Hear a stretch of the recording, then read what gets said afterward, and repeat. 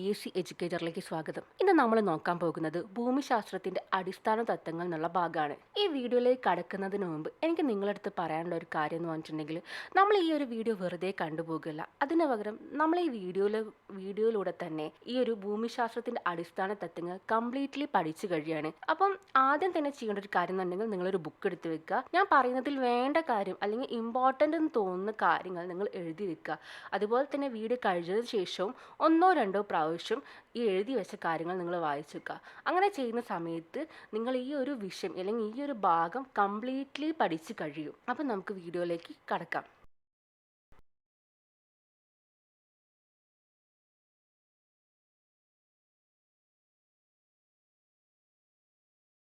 ആദ്യം തന്നെ നോക്കാൻ പോകുന്നത് ഭൂമിശാസ്ത്രം. എന്താണ് ഭൂമിശാസ്ത്രം? ഭൂമിയുടെ ഉപരിതലത്തിലെ വസ്തുക്കളുടെ ഭൗതികവും രാസപരവുമായ മാറ്റങ്ങളെയും അവയുടെ സ്വാഭാവിക സവിശേഷതകളെയും കുറിച്ചുള്ള ശാസ്ത്രശാഖയാണ്. അതായത് ഭൂമിയുടെ ഉപരിതലത്തിലുള്ള വസ്തുക്കൾ, അവയുടെ ഭൗതികവും രാസപരവുമായ മാറ്റങ്ങളെയും അവയുടെ സ്വഭാവ സവിശേഷതകളെ കുറിച്ച് പഠിക്കുന്ന ശാസ്ത്രശാഖയാണ്. ഒരു പ്രാവശ്യം കൂടി പറയാം. ഭൂമി, അതിന്റെ ഉപരിതലത്തിലുള്ള വസ്തുക്കൾ, ആ വസ്തുക്കളുടെ ഭൗതികവും രാസപരവുമായ മാറ്റങ്ങൾ, അതേപോലെ തന്നെ അവയുടെ സ്വഭാവത്തിന്റെ സവിശേഷതകൾ, ഇതിനെയൊക്കെ കുറിച്ചിട്ട് പഠിക്കുന്ന ശാസ്ത്രശാഖയാണ് ഭൂമിശാസ്ത്രം എന്ന് പറയുന്നത്. നമുക്കറിയാം, ഭൂമിശാസ്ത്രത്തിന്റെ ഇംഗ്ലീഷ് വേർഡാണ് ജോഗ്രഫി.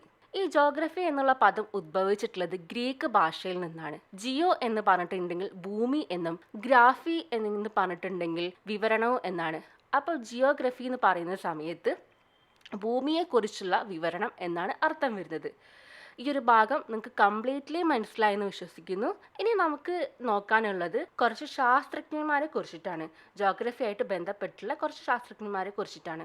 ആദ്യം തന്നെ നമ്മൾ നോക്കാൻ പോകുന്നത് ഇറത്തോസ്തീനസ് എന്ന് പറഞ്ഞിട്ടുള്ള ഒരു ശാസ്ത്രജ്ഞനാണ്. അദ്ദേഹമാണ് ജോഗ്രഫി എന്നുള്ള പദം ആദ്യമായിട്ട് ഉപയോഗിച്ചിട്ടുള്ളത്. അതേപോലെ തന്നെ ഭൂമിയുടെ ചുറ്റളവും കണക്കാക്കിയിട്ടുള്ള ശാസ്ത്രജ്ഞനാണ് ഇറത്തോസ്തീനസ് എന്ന് പറയുന്നത്. അദ്ദേഹം സൂര്യരശ്മികൾ ഭൂമിയിൽ പതിക്കുന്നതിന്റെ കോണളവിനെ ആശ്രയിച്ചാണ് ഭൂമിയുടെ ചുറ്റളവ് കണ്ടെത്തിയിട്ടുള്ളത്.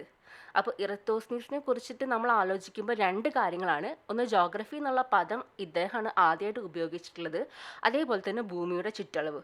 സൂര്യരശ്മികൾ ഭൂമിയിൽ പതിക്കുന്നതിന്റെ കോണളവിനെ ആശ്രയിച്ചിട്ടാണ് ഇറത്തോസ്തീനസ് ഭൂമിയുടെ ചുറ്റളവ് ആദ്യമായിട്ട് കണ്ടെത്തിയിട്ടുള്ളത്. ഇദ്ദേഹത്തിന്റെ രണ്ട് പുസ്തകങ്ങളുണ്ട്, മിൻസും അതേപോലെ തന്നെ ഹെർമിസും. ഹെർമിസ്. ഈ ഒരു ഭാഗം മനസ്സിലായി എന്ന് വിശ്വസിക്കുകയാണ്.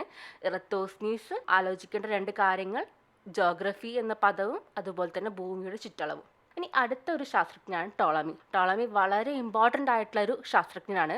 ഭൂമിശാസ്ത്രത്തിന്റെ പിതാവ് എന്നറിയപ്പെടുന്നതാണ് ടോളമിയാണ് ഭൂമിശാസ്ത്രത്തിന്റെ പിതാവ്. അതുപോലെ തന്നെ ഭൂമിശാസ്ത്രവുമായിട്ട് ബന്ധപ്പെട്ടിട്ടുള്ള ഒരു പ്രസിദ്ധമായിട്ടുള്ള ഒരു സിദ്ധാന്തമുണ്ട്, ഭൗമകേന്ദ്ര സിദ്ധാന്തം. അതായത് ഭൂമിയാണ് പ്രപഞ്ചത്തിന്റെ കേന്ദ്രം എന്ന് പ്രസ്താവിക്കുന്ന ഒരു സിദ്ധാന്തമാണ് ഭൗമകേന്ദ്ര സിദ്ധാന്തം.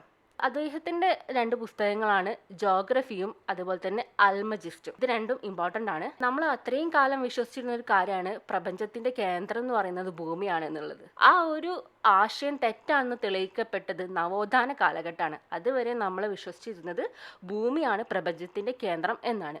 അതുപോലെ തന്നെ ഭൂമിക്ക് ഗോളാകൃതി ആണെന്ന് സ്ഥാപിച്ച ഗ്രീക്ക് ചിന്തകന്മാരാണ് പൈതഗോറസും അരിസ്റ്റോട്ടിലും. ഇനി അടുത്തത് കോപ്പർനിക്കസ് ആണ്. ഭൂമിക്ക് ഗോളാകൃതിയാണെന്ന ആശയം പിന്താങ്ങിയ ശാസ്ത്രജ്ഞനാണ് കോപ്പർനിക്കസ്. നമ്മൾ നേരത്തെ പഠിച്ചു, പൈതഗോറസും അരിസ്റ്റോട്ടിലും ഭൂമിക്ക് ഗോളാകൃതിയാണെന്ന് സ്ഥാപിച്ചു. അപ്പൊ അതിനെ പിന്താങ്ങിയിട്ടുള്ള ഒരു ശാസ്ത്രജ്ഞനാണ് കോപ്പർനിക്കസ് എന്ന് പറയുന്നത്. ഇദ്ദേഹത്തിന്റെ ഒരു പ്രസിദ്ധമായിട്ടുള്ള സിദ്ധാന്തമാണ് സൗരകേന്ദ്ര സിദ്ധാന്തം. അതായത് സൂര്യനാണ് പ്രപഞ്ചത്തിന്റെ കേന്ദ്രം എന്ന് പറയുന്ന ഒരു സിദ്ധാന്തമാണ് സൗരകേന്ദ്ര സിദ്ധാന്തം എന്ന് പറയുന്നത്. ഈ ഒരു കാര്യം ഒരുപാട് പ്രാവശ്യം ചോദ്യപേപ്പറിൽ കണ്ടിട്ടുണ്ട്, സൗരകേന്ദ്ര സിദ്ധാന്തവും ഭൗമകേന്ദ്ര സിദ്ധാന്തവും. നമ്മൾ നേരത്തെ പഠിച്ചു, ഭൗമകേന്ദ്ര സിദ്ധാന്തം ആവിഷ്കരിച്ചിട്ടുള്ളത് ടോളമിയാണ്, പക്ഷേ സൗരകേന്ദ്ര സിദ്ധാന്തം ആവിഷ്കരിച്ചിട്ടുള്ളത് കോപ്പർനിക്കസ് ആണ്. അത് അങ്ങോട്ടും ഇങ്ങോട്ടും മാറിപ്പോകരുത്, ഒരു കൺഫ്യൂസിങ് ഫാക്റ്റ് ആണ്. അപ്പോൾ അത് എന്തായാലും എഴുതി വെക്കുക, പഠിക്കുക. ജോഗ്രഫി എന്താണെന്നും നമ്മളിപ്പം പഠിച്ചിട്ടുള്ള ശാസ്ത്രജ്ഞന്മാരുടെ കാര്യങ്ങളും പൂർണ്ണമായി മനസ്സിലായി എന്ന് വിശ്വസിക്കുന്നു. അടുത്തത് ഭൗമദിനമാണ്. ലോക ഭൗമദിനം എന്ന് പറയുന്നത് ഏപ്രിൽ 22 ഭൗമദിനം എന്നാണെന്ന് പഠിക്കുന്ന കൂടെ തന്നെ ഭൗമദിനത്തിന്റെ പ്രമേയവും ഇമ്പോർട്ടൻ്റ് ആണ്. അതും ഒരുപാട് എക്സാംസിന് ചോദിച്ചിട്ടുണ്ട്. 2023 ഭൗമദിനത്തിന്റെ പ്രമേയം എന്ന് പറയുന്നത് നമ്മുടെ ഗ്രഹത്തിൽ നിക്ഷേപിക്കാം, ഇൻവെസ്റ്റ് ഇൻ അവർ പ്ലാന്റ് എന്നാണ്. 52ാമത്തെ ലോക ഭൗമദിനമാണ് 2023 നമുക്ക് ഇതുവരെ പഠിച്ച ഭാഗങ്ങൾ ഒന്നും കൂടി ഒന്ന് നോക്കാം. ആദ്യം തന്നെ നമ്മൾ പഠിച്ചിട്ടുള്ളത് ഭൂമിശാസ്ത്രം എന്താണെന്നാണ്. അതായത് ഭൂമിയുടെ ഉപരിതലത്തെയും ഉപരിതലത്തിലെ വസ്തുക്കളുടെ ഭൗതികവും രാസപരവുമായ മാറ്റങ്ങൾ, അതുപോലെ തന്നെ അവയുടെ സ്വഭാവ സവിശേഷതകളെ കുറിച്ച് പഠിക്കുന്ന ശാസ്ത്രശാഖയാണ് ഭൂമിശാസ്ത്രം എന്ന് പറയുന്നത്. അതുപോലെ തന്നെ ജോഗ്രഫി ഗ്രീക്ക് ഭാഷയിൽ നിന്നാണ് ഉദ്ഭവിച്ചിട്ടുള്ളത്. ജിയോ എന്ന് പറഞ്ഞിട്ടുണ്ടെങ്കിൽ ഭൂമി എന്നും ഗ്രഫി എന്ന് പറഞ്ഞിട്ടുണ്ടെങ്കിൽ വിവരണം എന്നാണ്. പിന്നെ അടുത്തത് നമ്മൾ പഠിച്ചു ഇറത്തോസ്നീസ്. അദ്ദേഹത്തിൻ്റെ 2 കാര്യങ്ങളാണ്. ഒന്ന് ജോഗ്രഫി എന്നുള്ള പദം ആദ്യമായി ഉപയോഗിച്ചതും അതുപോലെ തന്നെ ഭൂമിയുടെ ചുറ്റളവ് ആദ്യമായിട്ട് കണക്കാക്കുകയും ചെയ്ത ശാസ്ത്രജ്ഞൻ. പിന്നെ അടുത്തത് ടോളമിയെ കുറിച്ച് പറയുമ്പോൾ ഭൂമിശാസ്ത്രത്തിന്റെ പിതാവ്, അതുപോലെ തന്നെ ഭൗമകേന്ദ്ര സിദ്ധാന്തം. ഈ 2 കാര്യങ്ങളും വളരെ വളരെ ഇമ്പോർട്ടൻ്റ് ആണ്. പിന്നെ നമ്മൾ പറഞ്ഞു ഭൂമിക്ക് ഗോളാകൃതിയാണെന്ന് പ്രസ്താവിച്ച 2 ഗ്രീക്ക് ചിന്തകന്മാർ പൈതഗോറസും അരിസ്റ്റോട്ടിലും. പിന്നെ കോപ്പർനിക്കസ് ഭൂമിക്ക് ഗോളാകൃതിയാണെന്ന ആശയം പിന്താങ്ങിയ ശാസ്ത്രജ്ഞനാണ്. അതുപോലെ തന്നെ സൗരകേന്ദ്ര സിദ്ധാന്തം ആവിഷ്കരിച്ച ശാസ്ത്രജ്ഞനുമാണ്. പിന്നെ അതിനുശേഷം നമ്മൾ പഠിച്ചു ഭൗമദിനം. ലോക ഭൗമദിനം എന്ന് പറയുന്നത് ഏപ്രിൽ 22 2023 ഭൗമദിനത്തിന്റെ പ്രമേയം എന്ന് പറയുന്നത് നമ്മുടെ ഗ്രഹത്തിൽ നിക്ഷേപിക്കാം എന്നുള്ളതാണ്. ഇൻവെസ്റ്റ് ഇൻ അവർ പ്ലാനറ്റ് എന്നാണ്. പിന്നെ നമ്മൾ സർ ഐസക് ന്യൂട്ടനെ കുറിച്ച് പഠിച്ചു. അദ്ദേഹമാണ് ഭൂമിക്ക് കൃത്യമായ ഗോളാകൃതിയാണെന്ന് കണ്ടെത്തിയിട്ടുള്ളത്. ആ ആകൃതിക്ക് പറയുന്ന പേരാണ് ജിയോയിഡ്. അതായത് ധ്രുവപ്രദേശം അല്പം പരന്നതും മധ്യഭാഗം ചെറുതായി വീർത്തതുമായ ഗോളാകൃതിയാണ്. ഇനി നമുക്ക് പഠിക്കാനുള്ളത് ഭൂമിയുടെ അളവാണ്. ഭൂമിയുടെ ചുറ്റളവ് എന്ന് പറയുന്നത് 40,000 കിലോമീറ്റർ ആണ്. ഭൂമിയുടെ ചുറ്റളവ് എന്ന് പറയുന്നത് എത്രയാണ്? 40,000 കിലോമീറ്റർ ആണ്. അതുപോലെ തന്നെ ഭൂമിയുടെ ഭൂമധ്യരേഖാ വ്യാസം എന്ന് പറയുന്നത് 12,756 കിലോമീറ്റർ ആണ്. ഭൂമധ്യരേഖാ വ്യാസം എന്ന് പറയുന്നത് 12,756 കിലോമീറ്റർ. പിന്നെ ഭൂമിയുടെ ധ്രുവീയ വ്യാസം എന്ന് പറയുന്നത് 12,713 കിലോമീറ്ററുമാണ്. ഈ ഒരു അളവുകൾ നിങ്ങൾ മറക്കാതെക്കുക. ഭൂമിയുടെ ചുറ്റളവ് 40,000 കിലോമീറ്റർ. ഇവിടെ നിന്ന് തന്നെ പഠിക്കുക. ഭൂമിയുടെ ചുറ്റളവ് 40,000 കിലോമീറ്റർ ആണ്. അതുപോലെ തന്നെ ഭൂമിയുടെ ഭൂമധ്യരേഖാ വ്യാസം എന്ന് പറയുന്നത് 12,756 കിലോമീറ്റർ. ഭൂമിയുടെ ധ്രുവീയ വ്യാസം എന്ന് പറയുന്നത് 12,713 കിലോമീറ്റർ. അത് മറക്കാതെ എന്തായാലും ഓർത്ത് വെക്കുക ചെയ്യുക. ഭൂമിയുടെ ചലനം 2 തരത്തിലാണ്. ഭ്രമണം, പരിക്രമണം. അതായത് റൊട്ടേഷൻ, റെവല്യൂഷൻ. ഭ്രമണം എന്ന് പറഞ്ഞിട്ടുണ്ടെങ്കിൽ ഒരു ഭ്രമണം പൂർത്തിയാക്കാൻ ഭൂമിക്ക് വേണ്ട സമയം എന്ന് പറയുന്നത് 24 മണിക്കൂർ 56 മിനിറ്റ് 4 സെക്കൻഡാണ്. നമുക്കറിയാം 24 മണിക്കൂർ നമ്മൾ കണക്കാക്കുന്നത് ഒരു ദിവസമായിട്ടാണ്. പക്ഷെ ഒരു 24 മണിക്കൂർ മാത്രമല്ല, അതിൻ്റെ കൂടെ 56 മിനിറ്റും 4 സെക്കൻഡും ഉണ്ട്. പിന്നെ നമുക്ക് സൂര്യൻ്റെ സ്ഥാനം മാറുന്നതായിട്ട് നമുക്ക് അനുഭവപ്പെടാറുണ്ട്. അതായത് നമുക്ക് നട്ടുച്ച ഒരു 12 മണിക്കൊക്കെ നമുക്ക് തോന്നാറ് സൂര്യൻ നമ്മുടെ നേരെ മുകളിലായിട്ടാണ് നമുക്ക് അനുഭവപ്പെടാറ്. ഇങ്ങനെ അനുഭവപ്പെടാൻ കാരണം ഭ്രമണമാണ്. അതുപോലെ തന്നെ നമുക്ക് ഭൂമിയിൽ രാത്രിയും പകലും മാറി മാറിയിട്ട് അനുഭവപ്പെടാറുണ്ട്. അതിന് കാരണവും ഭ്രമണമാണ്. പിന്നെ ഭൂമിയുടെ ഭ്രമണ ദിശ എന്ന് പറയുന്നത് പടിഞ്ഞാറ് നിന്ന് കിഴക്കോട്ടാണ്. നമുക്കറിയാം സൂര്യോദയം ആദ്യമായിട്ട് നമുക്ക് അനുഭവപ്പെടുന്ന പ്രദേശം എന്ന് പറയുന്നത് കിഴക്കാണ്. നമുക്കറിയാം സൂര്യൻ ഉദിക്കുന്നത് കിഴക്കാണെന്നാണ് നമ്മൾ പഠിച്ചിട്ടുള്ളത്. അതിന് കാരണം എന്ന് പറയുന്നത് ഭൂമിയുടെ ഭ്രമണം പടിഞ്ഞാറ് നിന്ന് കിഴക്കോട്ടായതുകൊണ്ടാണ് സൂര്യൻ കിഴക്കുദിക്കുന്നതായിട്ട് നമുക്ക് തോന്നാറ്. അതുപോലെ തന്നെ ഭൂമിക്ക് ഏറ്റവും കൂടുതൽ ഭ്രമണ വേഗതയുള്ള ഭാഗം എന്ന് പറയുന്നത് ഭൂമധ്യരേഖയാണ്. ഏറ്റവും കൂടുതൽ ഭ്രമണ വേഗതയുള്ളത് ഭൂമധ്യരേഖയിലാണെങ്കിൽ ഏറ്റവും കുറവുള്ളത് ധ്രുവങ്ങളിലാണ്. പിന്നെ അടുത്തതാണ് റെവല്യൂഷൻ അഥവാ പരിക്രമണം. അതായത് ദീർഘവൃത്താകൃതിയിലുള്ള സഞ്ചാരപാതയിലൂടെ ഭൂമി സൂര്യനെ വലയം വെക്കുന്നതാണ് പരിക്രമണം എന്ന് പറയുന്നത്. അതായത് ദീർഘവൃത്താകൃതിയിലുള്ള സഞ്ചാരപാതയിലൂടെ ഭൂമി സൂര്യനെ വലയം വെക്കുന്നതാണ് പരിക്രമണം എന്ന് പറയുന്നത്. പരിക്രമണം പൂർത്തിയാക്കാൻ ഭൂമിക്ക് വേണ്ട സമയം എന്ന് പറയുന്നത് 365 ദിവസം 5 മണിക്കൂർ 48 മിനിറ്റ് 45 സെക്കൻഡാണ്. 365 ദിവസം എന്ന് പറയുന്നത് നമ്മളൊരു വർഷമായിട്ടാണ് കണക്ക് കൂട്ടുന്നത്.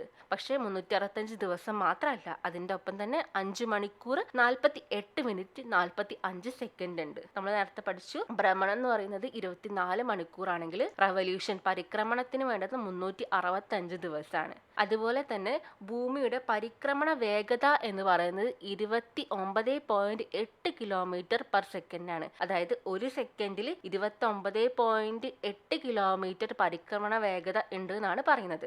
പിന്നെ ഭൂമിയുടെ ചലനമായിട്ട് ബന്ധപ്പെട്ടുള്ള ഒരു കാര്യമാണ് അച്ചുതണ്ട്. നമുക്കറിയാം, ഈ പിക്ചറിൽ കാണുന്ന പോലെ ഒരു 2 കോല് കണ്ടില്ലേ, മുകളിലും താഴെയായിട്ടും. ഭൂമിയുടെ കേന്ദ്ര ഭാഗത്തൂടെ കടന്നു പോകുന്ന ഒരു സാങ്കല്പിക ദണ്ടിനെയാണ് അച്ചുതണ്ട് എന്ന് പറയുന്നത്. ഈ അച്ചുതണ്ടിനെ അടിസ്ഥാനമാക്കിയാണ് ഭൂമി സ്വയം കറങ്ങുന്നതെന്നാണ് നമ്മൾ വിശ്വസിക്കുന്നത്. നമുക്ക് ഇതുവരെ പഠിച്ച കാര്യങ്ങൾ ഒന്നും കൂടി ഒന്ന് പറഞ്ഞു നോക്കാം.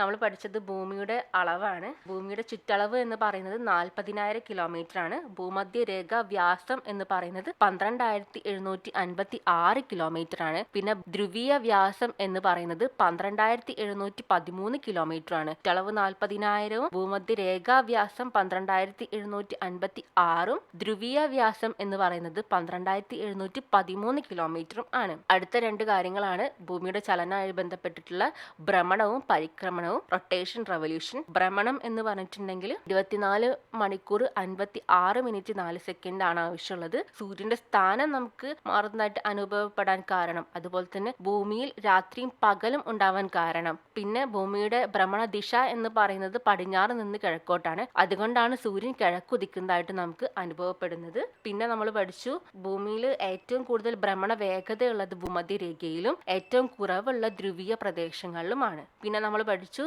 പരിക്രമണം അഥവാ റെവല്യൂഷൻ, അതായത് ദീർഘവൃത്താകൃതിയിലുള്ള സഞ്ചാരപാതയിലൂടെ ഭൂമി സൂര്യനെ വലയം വെക്കുന്നതാണ് പരിക്രമണം എന്ന് പറയുന്നത്. പരിക്രമണ വേഗത 365 ദിവസവും 5 മണിക്കൂർ 48 മിനിറ്റ് 45 സെക്കൻഡുമാണ്. പരിക്രമണ വേഗത എന്ന് പറയുന്നത് 29.8 കിലോമീറ്റർ പെർ സെക്കൻഡുമാണ്. പിന്നെ നമ്മൾ അച്ചുതണ്ട് പഠിച്ചു. ഭൂമിയുടെ കേന്ദ്രഭാഗത്തിലൂടെ കടന്നു പോകുന്ന സാങ്കല്പിക ദണ്ടിനെയാണ് അച്ചുതണ്ട് എന്ന് പറയുന്നത്.